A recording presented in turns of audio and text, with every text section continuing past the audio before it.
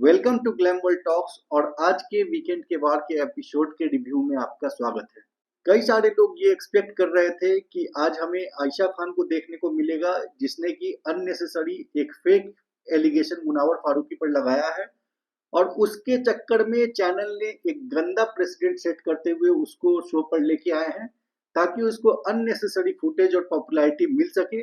अगर इस तरह का ट्रेंड चलता रहा तो कल को कोई भी पॉपुलर कंटेस्टेंट के अगेंस्ट में कोई भी उठकर आ जाएगा और कोई एलिगेशन लगा देगा, तो क्या बिग बॉस हर उस आदमी को अपने शो पर लेके आ जाएंगे? ये एक बहुत गंदा ट्रेंड है। पर एनीवे, आज आपने जो ट्रेलर दिखाया जा रहा था 2 दिन से, वो एक्चुअल में हुआ नहीं। आज आयशा नहीं आई। उसके पीछे रीजन ये है कि एक्चुअल में आयशा खान की एंट्री अब भी, जिस समय हम बात कर रहे हैं, यानी कि सैटरडे को रात में उसकी एंट्री हुई है। और उसके एंट्री के बाद जो भी एक्सप्रेशंस है और घर के अंदर जो भी हुआ है, उन सब चीजों का एक प्रोमो जब तक रिलीज नहीं होता तब तक बिग बॉस जो है वो आपको लाइव फीड भी ऑन नहीं करेंगे।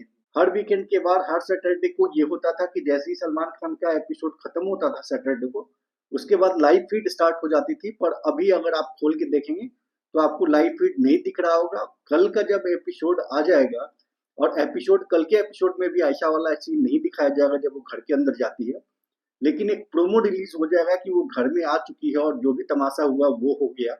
उसके बाद ही आपको लाइव फीड देखने को मिलेगा। तो एनीवे, कल की बात कल करते हैं, कल देखते हैं कि एक्चुअल में अंदर में क्या होता है। लेकिन हम बात कर लेते हैं आज के एपिसोड के बारे में कि आज का एपिसोड कैसा था, और उसमें कुछ चीजें हैं जो कि आपको डिकोड करके समझने की जरूरत है। मुनावर फारूकी को मेकर्स इतना ज्यादा कंफ्यूज करने की कोशिश कर रहे हैं, इतना ज्यादा कंफ्यूज करने की कोशिश कर रहे हैं कि उसकी कोई लिमिट नहीं है। कभी उसको बोलते हैं मनारा के साथ रहो, कभी बोलते हैं मनारा के अगेंस्ट रहो, कभी बोलते हैं कि वो हंसी मजाक करो, बोरिंग हो रहा है, कभी बोलते हैं उसको कि तुम लड़ाई झगड़ा करो। इतना ज्यादा कॉन्फ्लिक्टिंग उसको फीडबैक दिए जा रहे हैं, जिसके कारण उसको कंफ्यूज किया जा रहा है। हालांकि मुनावर फारूकी जितना स्मार्ट आदमी है, उसको ये बात समझ में आनी चाहिए, और मुनावर को पता होना चाहिए कि ये पहले भी सीजन 14 में रूबीना के साथ हो चुका है, सीजन 15 में करण कुंद्रा के साथ हो चुका है, बिग बॉस OTT 2 में मनीषा रानी के साथ हो चुका है। तो मेकर्स ये ऐसा करते हैं कि जबरदस्ती का आपको उल्टा फीडबैक, एक्चुअल में बाहर कुछ और चल रहा होता है और फीडबैक कुछ और आता है। बाहर में सबसे ज्यादा पॉपुलर, सबसे ज्यादा ट्रेंडिंग में मुनव्वर फारूकी है, और अंदर बिग बॉस बता रहे हैं कि सबसे ठंडा मुनव्वर फारूकी है। तो ऐसी चीजें होती है, ये बात मुनव्वर फारूकी को पहले से पता करके और समझ के जाना चाहिए था अंदर। हमें उम्मीद है कि शायद उसको ये बात समझ में भी आ रही होगी, लेकिन फिर भी थोड़ा कंफ्यूज तो आज मुनावर दिख रहा था, और मेकर्स कुछ हद तक तो एटलीस्ट सक्सेसफुल हो ही गए हैं। लेकिन जितना हम लोग मुनावर फारूकी को जानते हैं, वो डेफिनेटली बाउंस बैक करेगा और बहुत स्ट्रांगली बाउंस बैक करेगा। मेकर्स अपना डर्टी गेम खेलते रहेंगे, लेकिन जितने भी मुनव्वर के फैंस हैं, मुनव्वर की जनता, मुनव्वर के वॉरियर्स, उन सबको बहुत स्ट्रांगली, जब इस समय जब थोड़ा सा लो फेज है मुनव्वर की जर्नी में बिग बॉस के, उस समय मुनव्वर को सबसे ज्यादा उसके फैंस की जरूरत है। और मुनव्वर के फैंस को दिल खोल के अभी मुनव्वर का सपोर्ट करना चाहिए। कुछ लोग हमारे वीडियो पे रिव्यूज को, हमारे चैनल के पेजेस को देख के कहते हैं कि आप मुनव्वर के टुवर्ड्स बायस्ड हो। तो हाँ, हम क्लियरली बोलना चाहेंगे कि हम न्यूट्रल नहीं है, हम हमेशा ही बायस्ड होते हैं। जो हमें अच्छा लगता है हम उसका सपोर्ट करते हैं, जो हमें बुरा लगता है, जो हमें निगेटिव दिखता है, हम उसके खिलाफ बोलते हैं। यही हमारा तरीका है, और हम हमेशा ही ऐसे ही रहेंगे। हम कभी भी न्यूट्रल नहीं। जब सही और गलत दो पक्ष हो, और आपको जो सही लगे अगर आप उसके साथ खड़ा नहीं है, इसका मतलब आप जो गलत है उसके साथ खड़े हैं। जो न्यूट्रल रहने वाले हमेशा गलत के साथ ही खड़े होते हैं इनडायरेक्टली। तो हमें जो सही लगता है हम उसके साथ स्ट्रांगली खड़े होते हैं, और हमें जो गलत लगता है हम उसके खिलाफ भी स्ट्रांगली खड़े रहते हैं। तो डेफिनेटली हम मुनव्वर फारूकी को इस सीजन में सपोर्ट कर रहे हैं, और खुल के कर रहे हैं। इसमें हमें इस बात को एक्सेप्ट करने में कोई भी झिझक नहीं है। वापस लौटते हैं आज के एपिसोड पे। आज के एपिसोड के स्टार्टिंग में वो एक हेड पे हैमर मारने वाला टास्क हुआ। उस टास्क में मुनव्वर फारूकी को हैमर मारने के लिए रिंकू जी बुलाती है। वाह रिंकू जी वाह!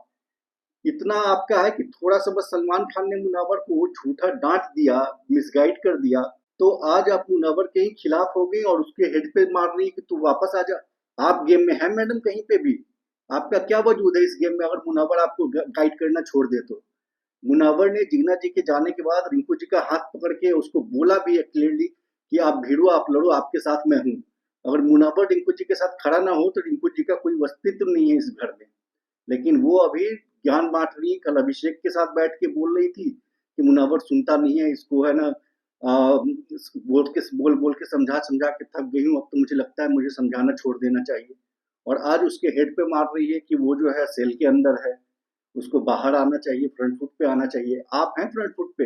अंकिता वाले स्टेटमेंट में तो आपका प्रूव हो गया कि आप कितना फ्रंट फुट पे हैं। किसी के मुंह पे कुछ बोलने की है नहीं, बस मुनावर के साथ बैठ के हर एक इंसान की चुगली करना। आप ईसा के बारे में गलत बोलती हैं, खानजादी के बारे में गलत बोलती हैं, चिंटू के बारे में गलत बोलती हैं, अंकिता के बारे में गलत बोलती हैं, अभिषेक के बारे में गलत बोलती हैं।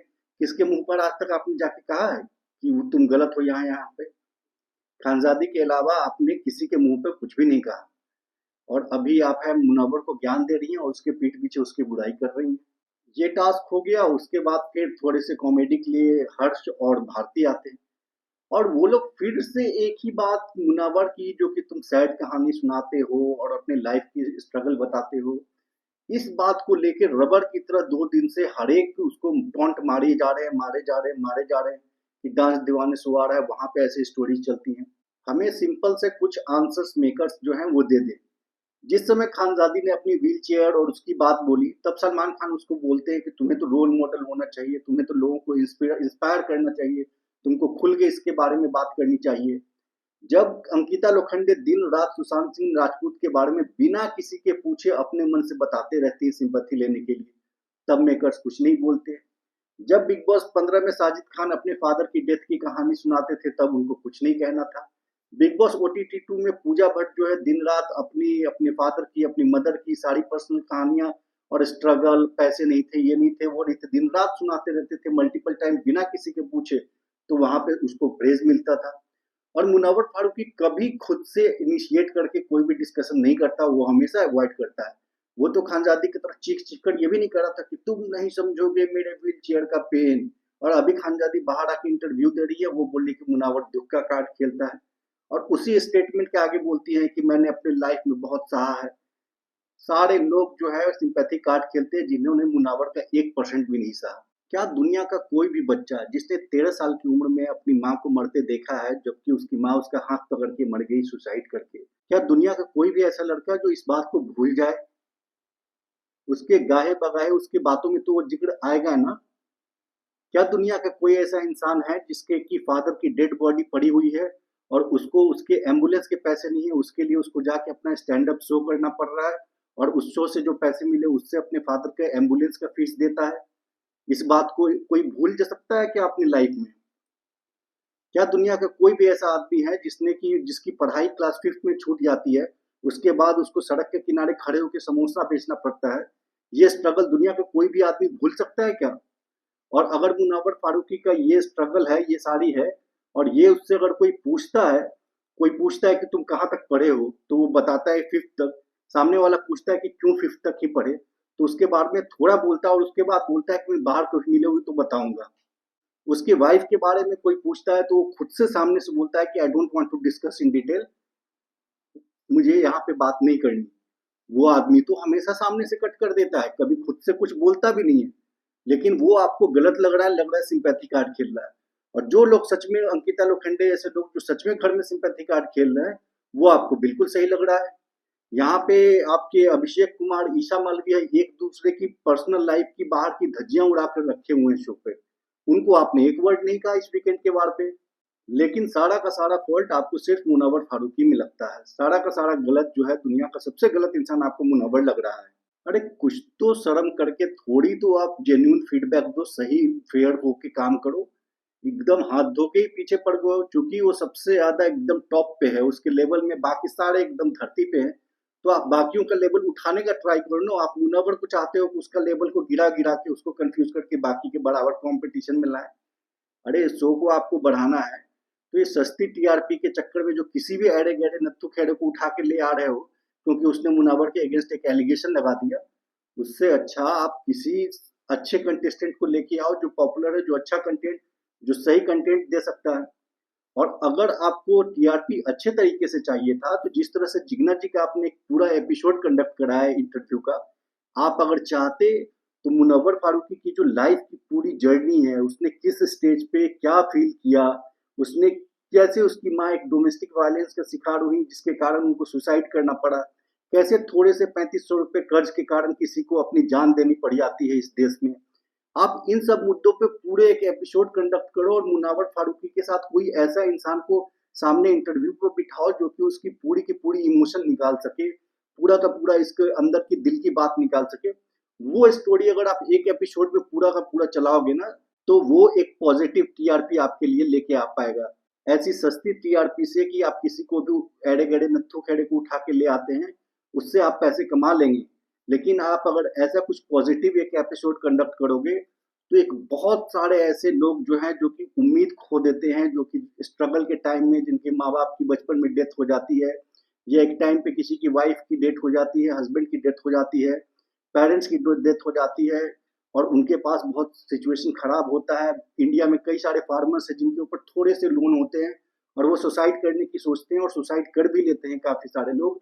ऐसे सारे लोगों को एक हिम्मत मिलेगा और एक इंस्पिरेशन मिलेगा और काफी मोरल बूस्ट होगा लोगों का। तो ऐसा आप कुछ पॉजिटिव करके टीआरपी लो ना। तो ऐसी गंदी चीप टीआरपी के चक्कर में आप लोग कुछ भी क्रिंज बेचे जा रहे हो। आयशा खान जैसे लोग जिसका कल तक कोई जानता भी नहीं था, आज आप उसको रातों रात स्टार बना रहे हो। अरे आपको सोच चलाना है, अच्छी चीजें बेचो ना। बहुत सारी अच्छी पोटेंशियल है आप मुनव्वर फारूकी से निकालने के लिए। वो आदमी बाय नेचर एक soft spoken down to earth आदमी है, लेकिन उसके अंदर आप चाहते हो कि वो फेक फाइट करे, जबरदस्ती का लड़े, चीखे चिल्लाए। अरे रियलिटी शो है या फेक शो है? अगर आप इसको बोल दो कि scripted by reality show, scripted by makers, इस तरह से आप प्रमोट करो कि हम स्क्रिप्ट देंगे, हम आपको करना आपको खुद है, लेकिन हम आपको गाइड करेंगे कि आपको कब गुस्सा करना है, कब प्यार करना है, कब दोस्ती करना है, किससे दोस्ती करना है, किससे नहीं दोस्ती रखना है, ये हम आपको बोलेंगे, आपको वैसे एक्ट करना पड़ेगा। तो काहे का रियलिटी शो रहा ये? फिर तो ये पूरा का पूरा फेक हो गया शो। रियलिटी तो रहा ही नहीं इसमें कुछ। तो जो भी मुनावर फारूकी के साथ हो रहा है अभी, वो बहुत ही गलत है और हम इसको अनइक्विवोकली बहुत ज्यादा कंडेम करते हैं। इस तरह से बिल्कुल भी नहीं होना चाहिए था, जिस तरह से ये पूरा का पूरा वीकेंड का वार मुनव्वर फारूकी पे कंडक्ट हुआ है। अब बात कर लेते हैं मनारा चोपड़ा पे। मनारा चोपड़ा ने जैसे ही मुनावर कल भी अकेले था, सबसे पहले वो आई, उसको हक की।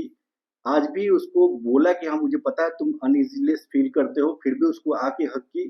जैसे ही मनारा ने ऐसा किया, हमने ट्विटर पे ट्वीट करके लिखा कि we really appreciate the gesture of Mannara Chopra towards Munawar Farooqui.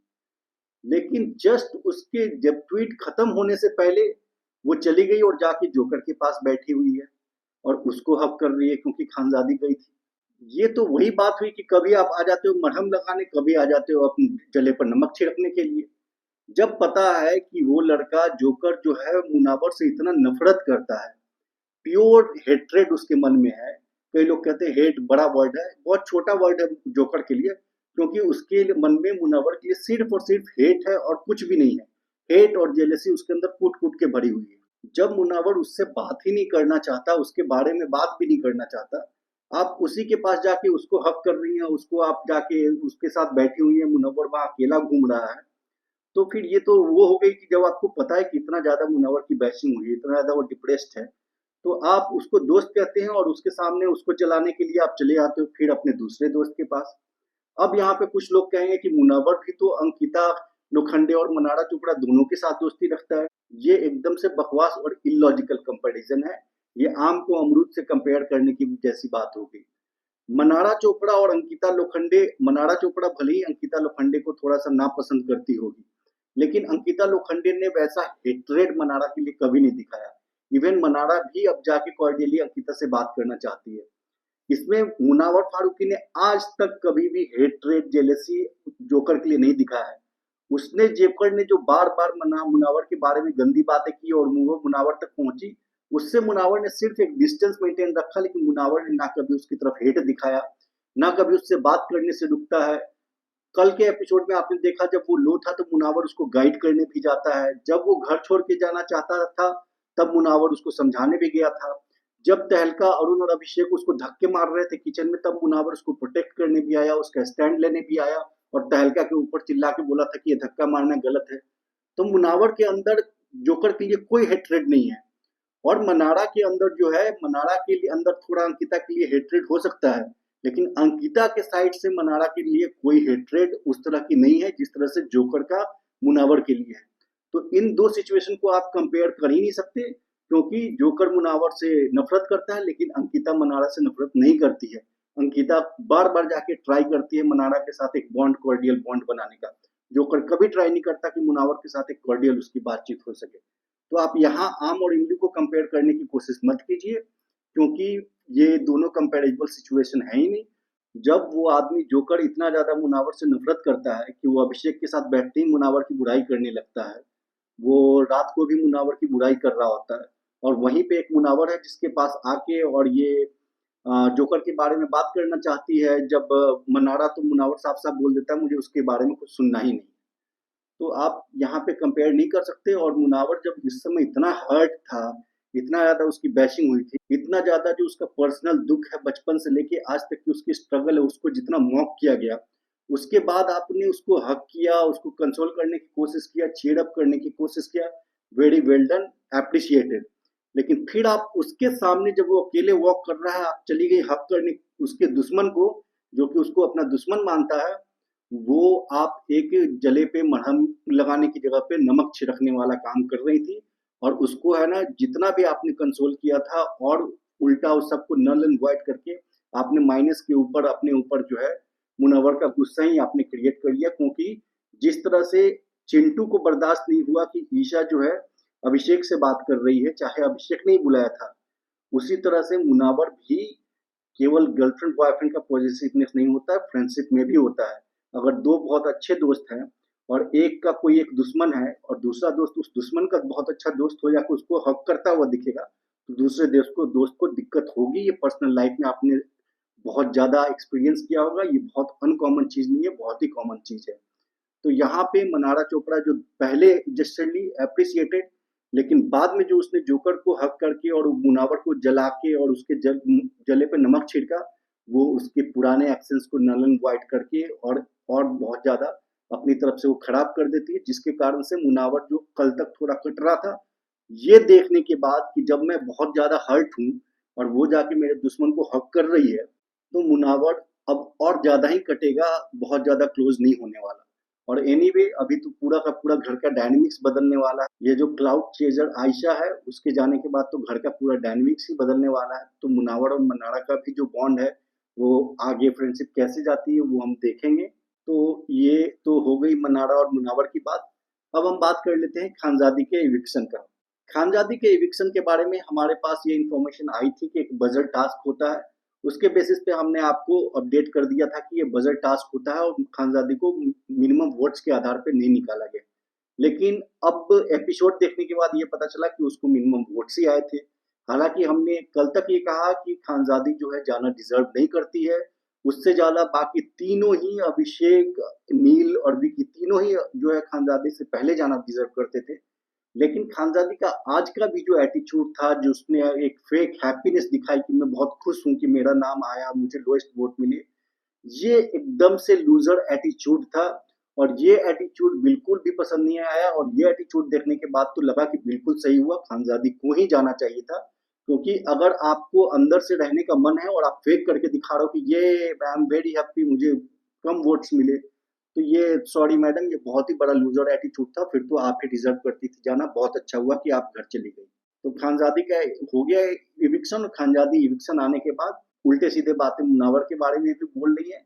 मे भी बेनिफिट ऑफ डाउट दे सकते हैं कि अभी उसने जस्ट बाहर निकली थी तभी इंटरव्यू हुआ था। एक दो दिन में वो शायद और क्लिप्स देखेंगी कि कैसे मुनावर ने उसके लिए स्टैंड लिया और मुनावर ने उसके पीठ पीछे भी उसके बारे में कैसे तारीफ की है। तो मे भी उसका स्टैंड चेंज हो। लेकिन अभी के लिए तो उसने मुनावर के बारे में गलत बोला है। और एनीवे, कर्मा इज ए बिच, जो जैसा करता है वो वैसा भरता है। तो जो जैसा करेगा वो वैसा भरेगा। जो जो लोग जो है मुनावर के बारे में नफरत रखते हैं और वो हेटरेड रखते हैं, आज न कल सो से धीरे धीरे आउट होते ही जाएंगे। और बाहर आके और जितना भी उसको मुनावर को फेक जो भी बोलना है बोलते रहे। पर सो से तो वो लोग बाहर आ गए हैं और मुनावर घर के अंदर अभी भी बना हुआ है। और डेफिनेटली ट्रॉफी तो वही जीतेगा इस बार, दूर दूर तक कोई कंपटीशन है नहीं उसका। अब इसके बाद हम बात कर लेते हैं अभिषेक कुमार और मुनावर की जो फाइट हुई। आपने देखा कि अभिषेक जो है औरा से बात कर रहा है और कहता है कि अब इस हफ्ते तुम्हें ऐसे ही पूरे अग्रेसिव मूड में रहूंगा, चीखने चिल्लाने वाले में। मतलब कि वो हर एक दिन का फुटेज अपना प्लान करता है कि मुझे चीखने वाला फुटेज देना है, हंसी मजाक वाला देना है, शांत वाला देना है, और वो माइंड में प्लान करता है और वैसे एक्टिंग करता है। तो सलमान खान ने उसके बारे में बिल्कुल सही कहा था कि वो अब तक का सबसे नकली कंटेस्टेंट है। उसके हर एक एक्शन बिल्कुल नकली होती है, और वो एक पोहे के बात पे मुनावर पर चीखने लगा, और मुनावर ने भी अब सोच लिया है कि अब वो होल्ड बैक नहीं करेगा, सामने से जो जैसा रिप्लाई देगा, जो जैसा बिहेव करेगा वो भी वैसा देगा।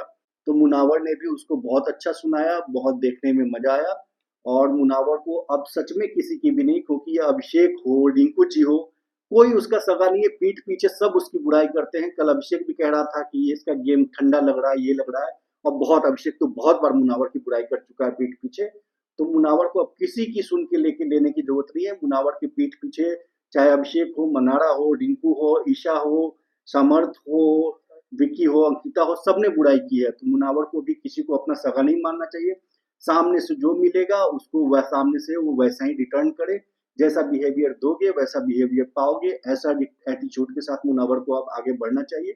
और होपफुली अब थोड़ा सा और मुनावर का एग्रेसिव साइड हमें देखने को मिलेगा। मेकर्स भी यही चाहते हैं, तो ठीक है भैया, मुनावर तो हर तरह का कंटेंट दे सकता है, वो अब आगे वो भी करके दिखा देगा।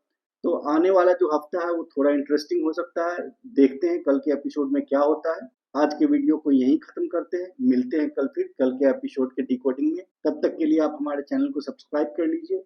मिलते हैं कल फिर। Thank you.